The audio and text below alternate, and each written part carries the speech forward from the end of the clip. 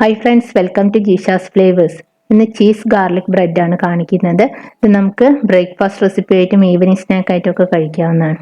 അപ്പോൾ നമുക്കിത് എങ്ങനെയാണ് തയ്യാറാക്കുന്നത് നോക്കാം. അതിനുവേണ്ടി ഞാനിവിടെ 2 ടേബിൾ സ്പൂൺ ബട്ടറാണ് എടുത്തിട്ടുള്ളത്. ബട്ടർ എടുക്കുമ്പോഴെപ്പോഴും റൂം ടെമ്പറേച്ചറിലുള്ള ബട്ടർ എടുക്കണം.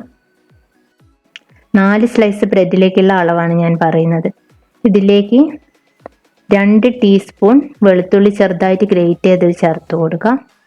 അതിനുശേഷം ഒരു 1/4 teaspoon chilli flakes, 1/4 teaspoon oregano, കുറച്ച് മല്ലിയില കട്ട് ചെയ്തതും കൂടെ ചേർത്ത് കൊടുക്കാം.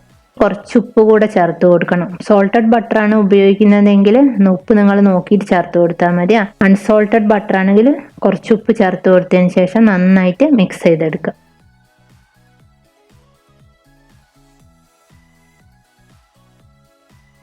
ഇനി നമ്മൾ എടുത്തു വെച്ച ബ്രെഡിന്റെ സ്ലൈസിൽ നിന്ന് ഒന്നെടുത്തതിന് ശേഷം ഈ ഒരു മിക്സ് അതിലേക്ക് സ്പ്രെഡ് ചെയ്ത് കൊടുക്കാം.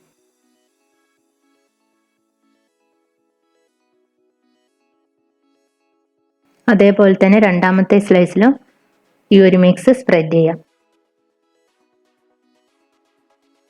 ചീസ് ഗാർലിക് ബ്രെഡ് ആയതുകൊണ്ട് നമ്മൾ ഇതിലേക്ക് ചീസ് ചേർത്ത് കൊടുക്കുന്നുണ്ട്. ഇവിടെ ഞാൻ ഗ്രേറ്റഡ് ചീസാണ് എടുത്തിട്ടുള്ളത്. നിങ്ങൾക്ക് സ്ലൈസ് ആയിട്ട് കിട്ടുകയാണെങ്കിൽ ഒരു സ്ലൈസ് ഇതിൽ വെച്ച് കൊടുത്താൽ മതി. അപ്പോൾ ചീസ് നമുക്ക് ഇതിലേക്ക് വെച്ച് കൊടുക്കാം.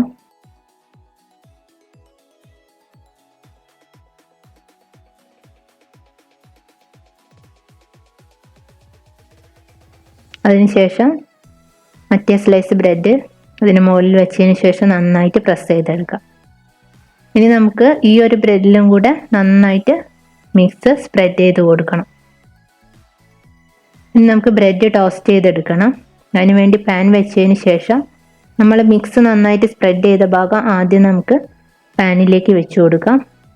അതിനുശേഷം മറ്റേ ഭാഗത്ത് വീണ്ടും നന്നായിട്ട് മിക്സ് സ്പ്രെഡ് ചെയ്ത് കൊടുക്കാം.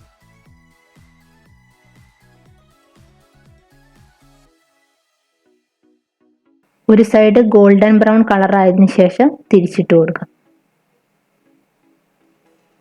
ഇപ്പോൾ 2 സൈഡും ഇതേപോലെ ഗോൾഡൻ ബ്രൗൺ ആയതിനു ശേഷം നമുക്ക് എടുത്ത് മാറ്റാം.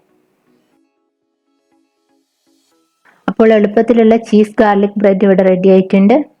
നേരത്തെ പറഞ്ഞതുപോലെ ഇത് ബ്രേക്ക്ഫാസ്റ്റ് ആയിട്ടും ഈവനിങ് സ്നാക്ക് ആയിട്ടും ഒക്കെ കഴിക്കാവുന്നതാണ്. കുട്ടികൾക്കൊക്കെ നന്നായിട്ട് ഇഷ്ടപ്പെടും. ഉണ്ടാക്കി നോക്കുക. മറ്റൊരു നല്ല റെസിപ്പിയുമായി അടുത്ത വീഡിയോയിൽ കാണാം. Thank you.